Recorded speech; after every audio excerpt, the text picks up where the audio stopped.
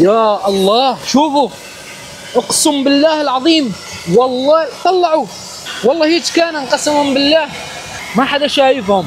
استخدمتوه ورجعتوها على البيست باي، بعرفكم حركات العرب هاي، يروح يشتري بي اس 5 يلعب عليه خلص ويروح يرجعه. والله لا افضحكم والله. هذا المتجر بالصيف فيه عروض خرافية على المكيفات، تخيلوا المكيف ب5 وب10 دولار، اقسم بالله اي حد عايش في امريكا هذا المتجر نصيحة لكم. هاي نجمة واحدة بس مشان خبطت الباب، بس اللي تحت ال 18 هون لا تطلعوا بسيارتك خلاص ارفض. بس المشكلة صار فاتح الباب وانا قدام مدرسته وفي شرطة، لو لغيت له اياه قدام الشرطة ممكن يتبلى علي بأحد الاشياء صراحة. السلام عليكم. اليوم صار لي فترة ما صورت، وبيني وبينكم ما ظل عندي حلقات. عادة كنت متعود خلي لكم مثل لستة او يكون عندي فيديوهات قديمة موجودة كمية كبيرة، بس اليوم بيني وبينكم قلت خلاص لازم اخلص الفيديوهات القديمة وابلش بفيديوهات جديدة. يعني خلونا ننسى اخطاء الماضي ونرتكب اخطاء جديدة. يا اخي عندي ضوء البريشر، التاير بريشر، اللي هو ضوء انه العجل نازل. المشكلة بالسيارات الجديدة هاي انه يعني حتى اذا نزل العجل تمام ونفخت وكذا الاشارة ما تروح. الاشارة هاي اللي تكون طالعة على الشاشة ما تروح الا تسوي لها بروجرام او تحذفها عن طريق الجهاز او القارئ هذا. فوالله عندي واحد بالمحل بس ما عاد اعرف وينه، واعرف شلون احذفها بس نسيت. من هون من السيارة ما تنحذف، يعني عادة مثلا إذا أغير زيت أو كذا أقدر أسوي كل شيء من السيارة من هنا، بس هاي تبعت الهواء ما قاعد تنحذف. هذيك المرة أول ما طلعت عندي اضطريت أخذها على الشركة قسم بالله.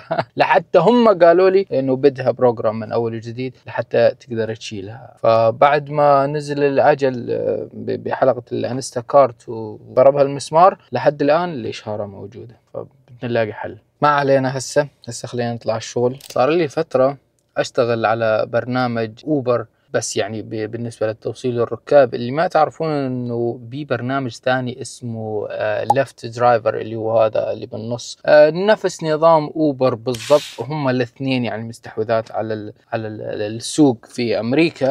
فبيني وبينكم صار لي من زمان ما اشتغلت على هذا البرنامج، واذا فتحت يعني افتح بس اشوف طلباته، ما تعجبني الطلبات واسكر. فاليوم قررت انه نشتغل عليه. هسه نعطي جو ونشوف ان شاء الله راح يكون في شغل، ان شاء الله راح يكون في شغل عليه. يقول لي سوي 18 رحلة ويعطوني 24 دولار ونص، وبالاضافة على كل رحلة اسويها 20% توربو، يعني يعطوني زيادة. مثلا على كل دولار يعطوني 20 سنت، لا 20% على كل دولار، يا تقريبا يعني على كل رحلة مقدارها 10 دولارات يعطوني دولارين زيادة عليه. فاليوم قررت انه نشتغل على برنامج الليفت ونشوف ان شاء الله راح يكون في طلبات. اول طلب 10 مايل ب10 دولار، خلينا نقبله. بسم الله توكلنا على الله.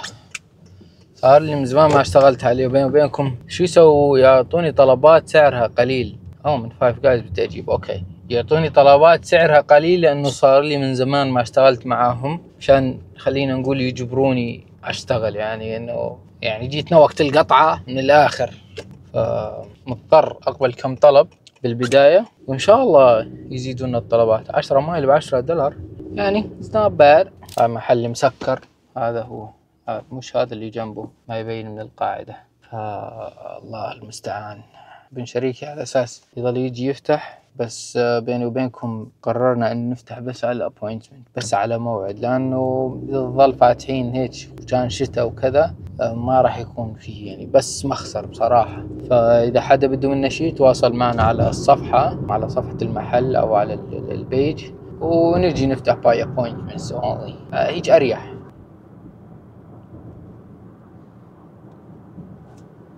دائما لما تشتغلوا على تطبيقات ليفت او اوبر لا تنسوا هذا يكون طافي التابلت، لانه هو اللي راح يكون فيه مصاري زيادة اكسترا ماني. فانا يزعجني بيني وبينكم، صوته يزعجني لما يصير يغني. فشو اسوي؟ اطفي الصوت، اكتم الصوت.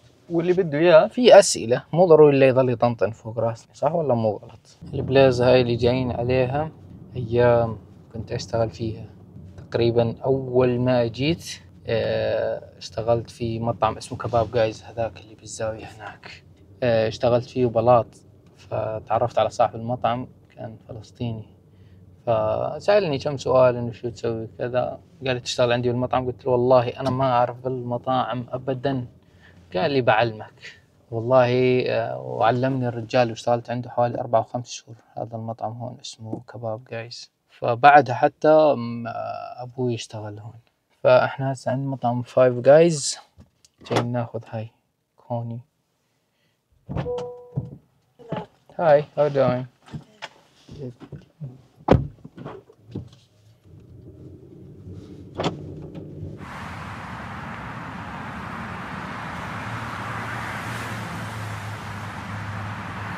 You're welcome. Have a good one. Will you drive again? Yes. محترم. شكرا. $10 و16 سنت. المهم المطعم هذا اللي كنت اشتغل فيه كباب جايز ايامها، كنت اشتغل بالمطعم واشتغل في وول مارت. يا الله الاعمار شلون كنت ملحق. كنت اشتغل بالمطعم وبوول مارت بعض الاحيان. وانا اشتغل بالمطعم طبعا كل شيء انا اجلي، مرات يعني اسوي ديليفري، مرات يعني علموني اسوي حمص، علموني اسوي الابتايزر كلياتهم، يعني الاشياء اللي بشكل عام اللي تكون المقبلات وما مقبلات. بعدين علموني على السياخ، علموني على الشاورما، والله علموني على شغل المطاعم تقريبا بشكل كامل. وبنفس الوقت كنت اشتغل في وول مارت. والله تيجي مار فترة يمكن 5 شهور 6 شهور، اخر شي مليت، تركت الشغل، تركته عندهم، تركت وول مارت. صرت عاد اشتغل هين على السيارة وهين كل شي تلاقيني اي شغلة يا معلم فيها فايدة تلاقيني لزقت عليها. الطلب اللي اجانا لوحدة اسمها نورمان، ذكرتني باسم نورمان اسعد، هاي مرته لأيمن زيدان. أيمن زيدان اسمه أتوقع. المهم هناء اللي بجميل وهناء، ما أعرف نورمان اسم شاب ولا بنتين. يلا خلونا نكتشف مع بعض. المنطقة اللي احنا بيها اسمها سولفي، يعني جاية مثل كونتري، يعني تقريبا خلينا نقول مثل بلدة، بس حلوة. يعني في كثير ناس يجي يسألوني يقولوا لي ليش اخذ طلبات قليلة بالسعر، ومرات تكون المايلج عالي، او يعني يكون المسافة بعيدة بس انا اخذ بسعر رخيص. الشيء اللي ما تعرفونه انه انا ساكن في اب ستيت او سيراكيوز تحديدا، مدينه سيراكيوز. انا ببعد عن نيويورك سيتي. نيويورك اللي تعرفوها مدينه الاضواء الفاتنه على قولة ابو منصور الله يذكره الخير، انا ابعد عنها 4 ساعات ونص بالسياره سواقه، كبسه واحده ما اوقف ولا دقيقه. يا ربي اوقف اعبي غاز بس، لانه تبعد 400 تقريبا 400 مايل، فاضطر اوقف اعبي غاز بس. فهناك يعني في شيء ثاني، في شيء اسمه TLC، يعني تقدر تشتغل اوبر بلاك، اوبر كومفورت بزنس كذا، يعني في خيارات اكثر وفي ناس دفيعة اكثر. اما هين احنا في كانتري، احنا في بلدة، احنا في مدينة صغيرة خلينا نقول الان بلشت تنشأ. يعني في لسه بده يصير عندنا شيء، شركة اسمها ماكرون، شركة رقاقات الكترونية هي لبايدن الرئيس السابق المخلوع اور اكس. اذا فتحت هاي الشركة معلم سيراكيوز راح تنتعش انتعاشة يعني، وبنفس الوقت كل شيء راح يصير سعره اضعاف مضاعفة.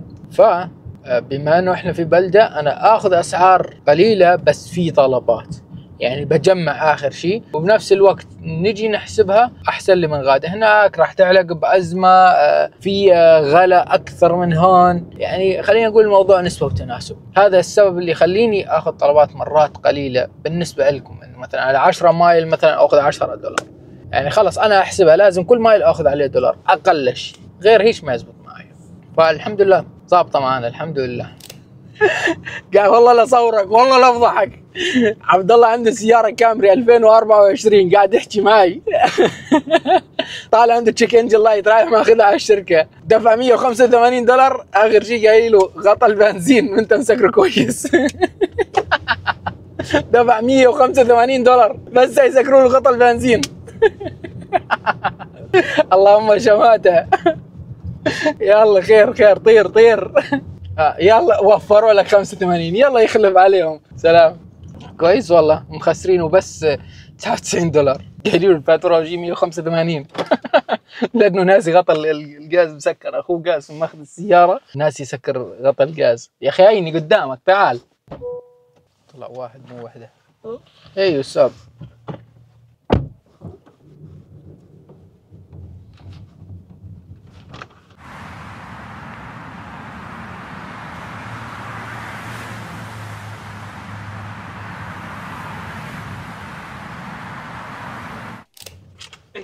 You're welcome everyone. حبيبي يا نورمان. سبحان الله، شو جاب نورمان أسعد لنورمان أسود؟ اللهم لا شماتة طبعا، بس حرف غير الدنيا كلياتها. هذا نورمان أسود وهذيش نورمان أسعد. أنا في فيرمونت، فبالصدفة صفيت على هاي الإشارة وشفت هذا المطعم كباب جايز. هذا هو الفرع الثاني من المطعم اللي كنت أشتغل فيه. أتوقع هذاك سكروا اللي هناك فانتقلوا لهون.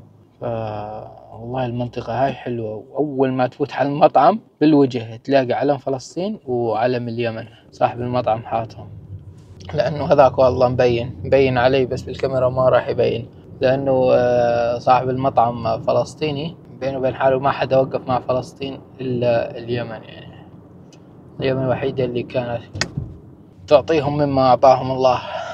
تعرفون صرنا قريبين على المغسلة اللي مشتركين فيها وندفع 35 بالشهر وما نجي ننظف السيارة. خلينا نفوت.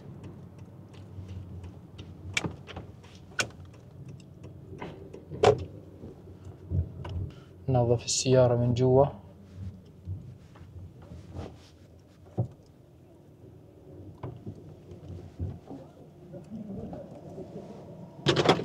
والله هي ما فيها شيء، بس نشفط عند الرجلين.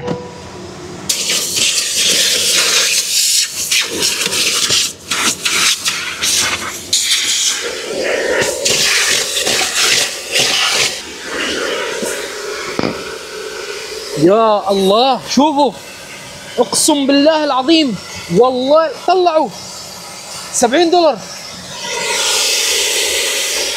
يا الله والله يحرم اللي شافهم، اقسم بالله العظيم لقيتهم معلقات هناك.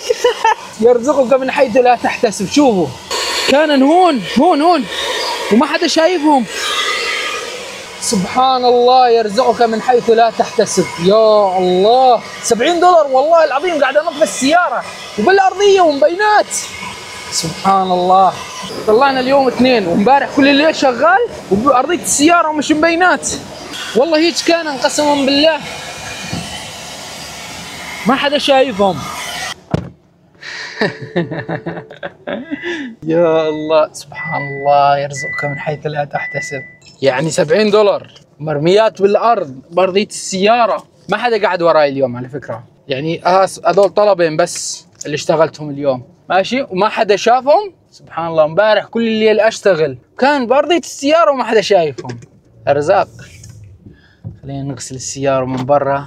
امبارح جيت غسلت السيارة، فعلى الشاشة ما قبلوا يفتحوا لي الباب الا انزل واشوف شو القصة. فكاتبين لي على الشاشة انه مشان تفتح لي الجيت او تفتح لي البوابة هاي، انه من هون ورايح شهريا راح اصير ادفع 35 بعد ما كنت ادفع 22. بعد ما كنت ادفع 22 دولار بالشهر على البنزين وغسيل السيارة، صاروا يدفعونا 35. نتأكد من السقفية انها مسكرة مشان ما نغرق.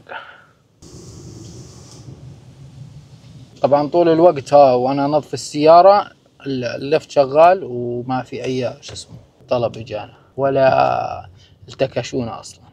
عادة هذول اللي يكونون يبخوا الماء على السيارات يكونوا طلاب جامعة، او يكونوا من غير ولايات، او يكونوا يعني مثلا الجامعة نفسها تدبر لهم فرص شغل مشان ينخرطوا بالسوق، مشان ينضغطوا ويطلعوا شوية مصاري ويدفعوا الأقساط اللي عليهم للجامعة. فدائما تلاقوهم هون خاصة بالصيف. يا الله بالصيف تلاقوا الممر هذا على اليمين واليسار شغيلة، كلياتهم صغار. يعني هاي طلعتهم 17 18 سنة، لا عفوا يعني من 18 كحد أقصى 21 22 سنة تلاقيهم. التندرا هذا محتار وبده يحيرنا معاه. قبل ما اشتري السيارة هاي اللي عندي كنت ناوي اشتري تندرا مثل هذا اللي قدامنا. يا الله يا اخوان، رحت شفتوا ما شاء الله يجنن، حقه 70,000. 70,000 دولار بمكانه، لا تاكس ولا من يحزنون ولا. بس الله كريم، الله كريم نجيب التندرا. طيب هسه نحط على الان، نروح على الان، يلا نيوترال. استمتعوا بالشو.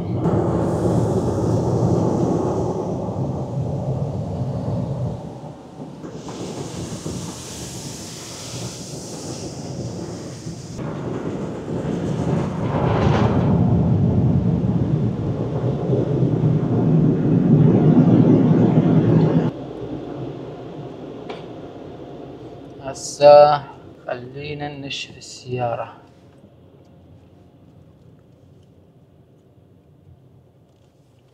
شايفين يكونون صغار بالعمر هذول، بس والله هذا اللي على يساري شكله عمره 30 يجاد. استعجلي بروح امك، استعجلي. عارفين انا اطلع انشفها لحالي. اوكي عندي ظلي نايمة،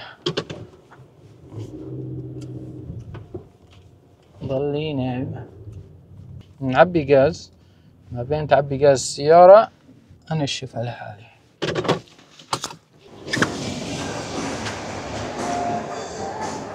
يلا نو. اوه انزرت بيمنت، ام سوري والله يدخل البطاقة ونسيت. يطلب منا دائما الزب كود تبع المنطقة، ما نعرفان شو السبب، بس اتوقع مشان ما يصير فيه عمليات سكام او عمليات احتيال. فدائما مثل هيك جاز ستيشنز تلاقي، خاصة الكبيرة، تلاقي يطلب منك الزب كود تبع الكرت، يعني الرمز البريدي تبع منطقتك.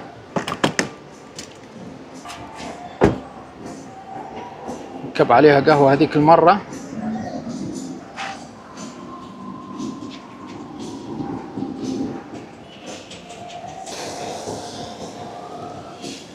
أهم شي راية التوحيد يا معلم.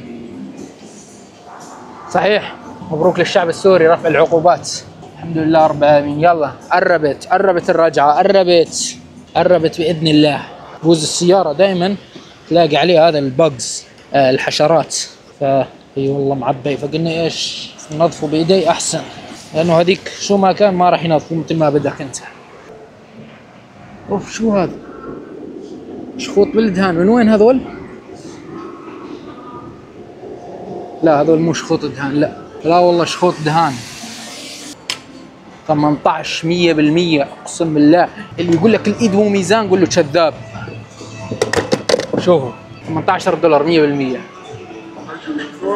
Yeah. I was wondering what you were doing here, you know. Okay, you're recording all your stuff. Yeah, I recorded all my stuff, like you know my days. صار ساعة يطلع علي يقول لي are you recording? Yeah, I am. طبعا صار لي واقف بالضبط حوالي 40 دقيقة، ما كان في شغل. وقفت صورت ريل وصليت العصر وانا في كراجات ديستني مول. صراحة الشغل على الليفت شوي ضعيف، مش بكل الاوقات كويس، بس احنا ايش بدنا نشتغل يعني. خلينا نشوف ايفا، where is she؟ ايفا is not that door. ايفا بعيدة عني قديش. اكره شيء انك لما تشتغل عند المولات او عند المطار والزبون نفسه ما يعرف حاله وين، ويقول لك تعال لي على البوابة الفلانية. يا حبيبي البوابة الفلانية اذا انت مو عارفان حالك وين، انا شلون بدي اعرفك؟ اذا انت حاط لي على الGPS انك في مكان وانا في مكان، شلون بدي اعرف وينك؟ اضرب بالمندل يعني؟ بس لا، هاي ايفا هون عند بوابة الH&M. ايفا صينية جاية تقليد. هلو.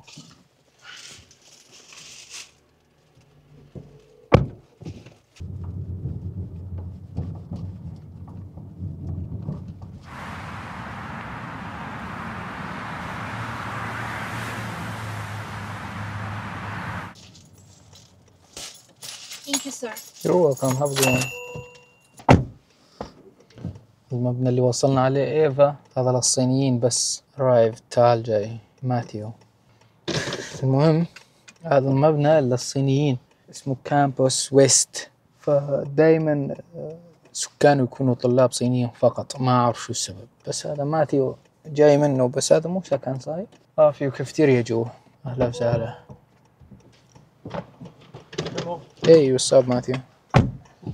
في واحد شحاذ كاتب على شو اسمه، يقول لك نو كاش نو بروبلم، حاط الكاش اب تبعه فوق، مو شحاذ بوجيح والله العظيم. هيو حاط الكاش اب تبعه كاتبه على شو اسمه. هيو شايفينه؟ Oh my god. He write his cash app and the side. He said no cash, it's okay. This is my cash app. Oh my god. Look, say no cash, no problem. Oh my god. You need to pay. شو الأخبار؟ Yep. You're welcome. Have a good one. شو الأخبار؟ شو الصحة؟ شو تسوون؟ والله جايين نرجع غرض. استخدمتوه ورجعتوها على البيست باي. بعرفكم حركات العرب هاي. يجي العرب هون على البيست باي ياخذوا الغرض اللي بدهم اياه. والله لا افضحكم. ياخذ الغرض اللي بدهم اياه يستخدموه ويردوا يرجعوه. شو الغرض عشان نعرف ما نشتري؟ PS5 لعبتوا عليه خلصتوا ورجعتوها؟ لا والله شغل مرتين. تبديل؟ ليش شو القصة ليش؟ والله دكان يا صديق PS5 جديد. يلا ماشي خير. السلام عليكم حبيبي. هاي شغلات العرب، يروح يشتري PS5 يلعب عليه خلص يروح يرجعه. بالمناسبة والله لا افضحكم والله.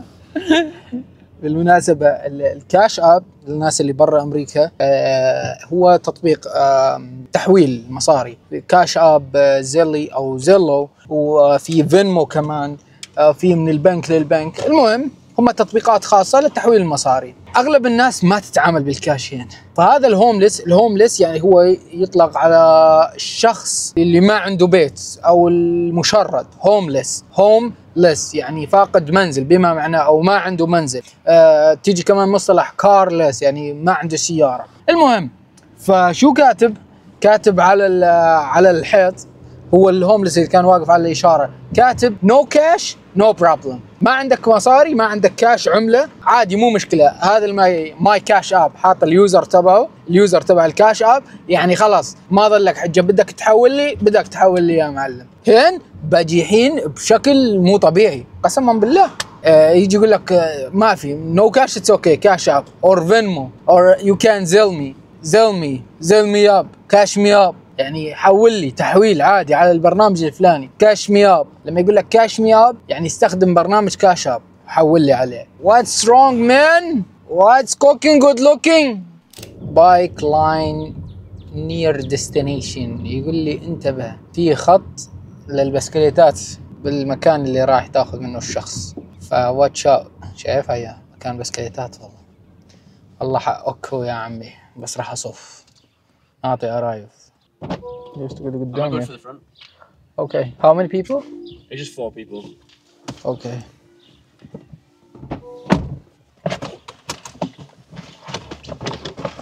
Is Jamie? Yep, welcome.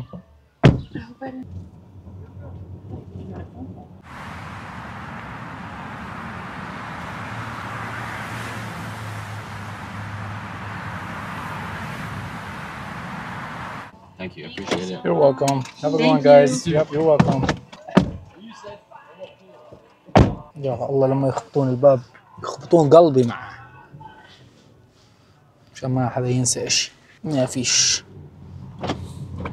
هو احنا احسن لنا ينسوا عشان ناخذ $20 نرجع لهم اياه. بس خلاص يعني وضع سليم بالسليم. شو الوضع شو ماله. المهم قديش اخذنا منهم؟ $7. اللي بعده what his name. يلا افتح يا اخي.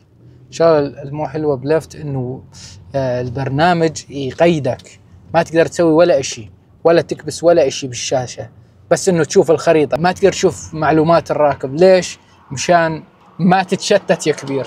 نعم مشان ايش؟ مشان ما تتشتت. فما يخلوك تسوي شيء انك تكنسل الرحله او كذا، او تشوف شو لوين من وين لقديش ممكن تطلع من هاي الرحله. ما يخلوك تشوفها لانه مثل ما اقول لك تتشتت وتروح تسوي حادث. يا اخي فكروا اسمعوا علينا. في شغله بما ان صرنا بهاي البلازا او بدنا نفوت عليها. شوفوا هاي البلازا فيها متجر اسمه اوليز. OLLIES. هسه ببين صح. خليني أصير دغري مشان تشوفوا الاسم صح.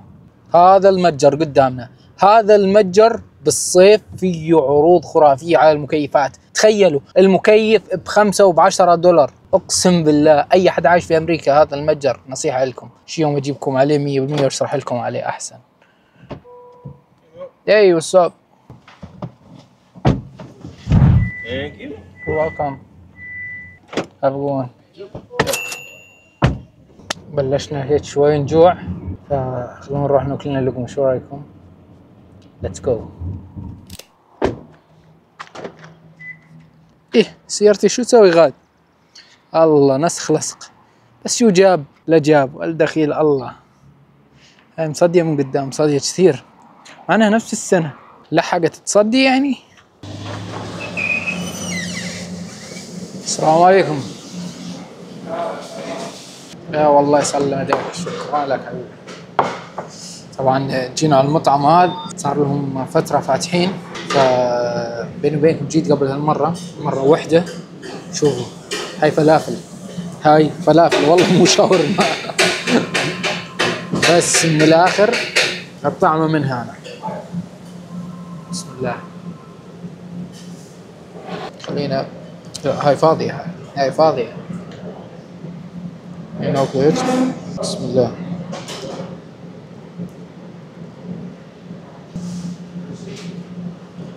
منها أنا. مطعم مكس، بيو يمنيين بيو سوريين بيو عراقي ما شاء الله. جامعة الدول العربية المطعم هذا اسمه مطعم رمان عجيب ستريت. بسم الله. نقضي على أكل ونرجع لكم. خلصنا أكل بالله الحمد، فهسه نطلع وين؟ على الشغل يا كبير. يا رب.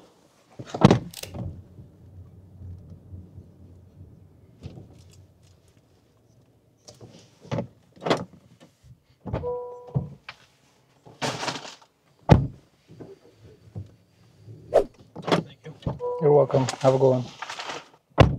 الشغل على الليفت صاير بالمرة مش زيادة، ما أعرف شو السبب. أو الشغل على السيارة بشكل عام هس بالصيف يخف. هينا نشوف شغالين لساتنا. كم ساعة صار لي يا أخي؟ 3 ساعات صار لي. 3 ساعات يا حرام. يلا مشكلة لعله خير. طلب هذا في مدرسة، والشخص اللي وصاه ماشي بالشارع رايح، يعني وصى عليه وراح. ما أعرف والله ما أعرف شو نسوي يعني. حتى العداد ما قاعد يقبل يعد لأنه بالمدرسة جوا. Hello. Yep. This is Uber driver. Where are you at? Hey, what's up? What's the name? Kylie. Yep.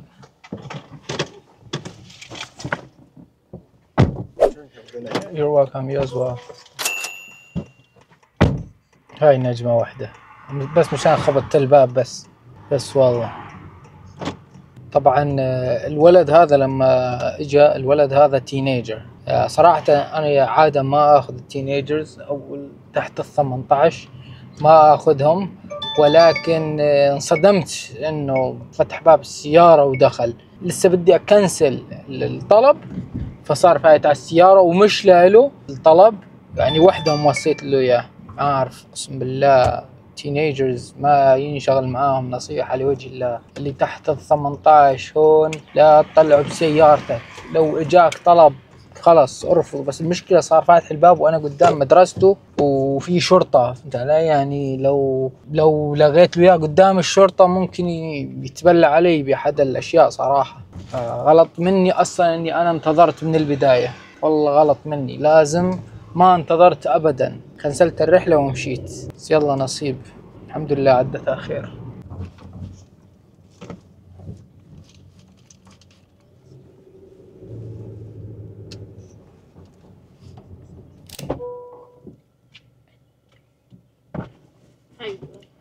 Doing good. How you doing?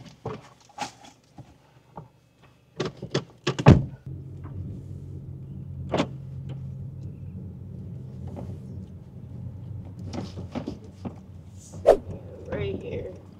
Okay. You're welcome. Have a good night. Yep, you as well. هسا صار وقت اذان المغرب، ظل تقريبا 5 دقائق، فخلونا نروح نصلي احسن. الصلاة يا عباد الله، الصلاة الصلاة. تراني والله ما فيتكم، روحوا صلوا احسن لكم والله. روح صلي واذكر الله احسن لك. نراكم بعد ما اصلي ان شاء الله. اذا صلينا المغرب هسه طلعنا نشتغل، بس من فضل الله الوضع سيء سيء. العب عنده اوردر مستعجل يا كبير. وينه؟ الله لا ستوب ساين ولا من يحزن، عنده اوردر شكله مولع الدنيا. داس بطلال داس. هذا لو انه عندنا بالبلاد العربية تلاقيني انا لازق وراه عشان يضل فاتح لي الطريق. احنا عندنا اذا تقرب عليه تاكل مخالفة، اذا ما اعطيته الطريق تاكل مخالفة، اذا ضايقته تاكل مخالفة، اذا سمعت صوته وما صفيت على اليمين تاكل مخالفة. والله جد.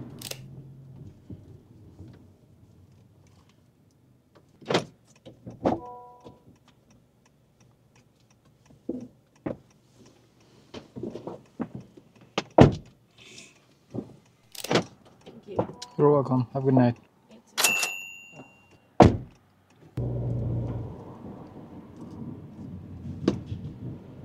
جاي ناخذ من الدستيني مول ولسات بنص المول. ريني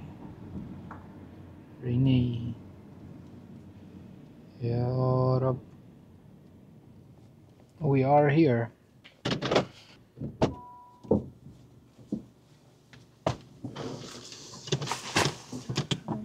Hello. Thank you. Welcome. Thank you. You're welcome. Have one. جانا طلب لما نزلت هاي يعني بعده بشارع بالضبط وانا رايح كنسلت الطلب، يعني مشوارها بس نص مايل بالضبط. نصيب. طبعا صرنا فاتحين البرنامج شي نص ساعة ولا اجانا طلب، فراح نطفي البرنامج ونطفيكم انتو كمان ونقولكم نراكم على خير. سلام.